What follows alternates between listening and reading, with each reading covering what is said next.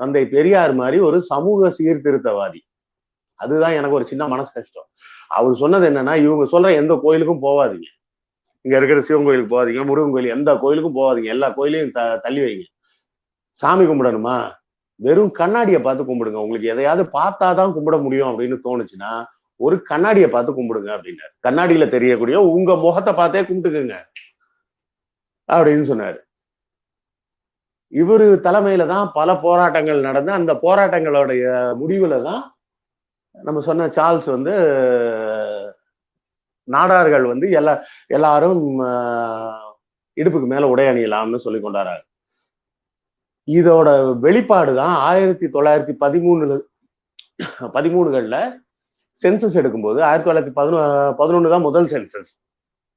அந்த சென்சஸ் தொடர்ந்து ஏதோ ஜாதி வாரியா சில கணக்கெடுப்புகள் எடுத்திருக்கிறாங்க தமிழ்நாட்டுல. அப்படி எடுத்தப்போ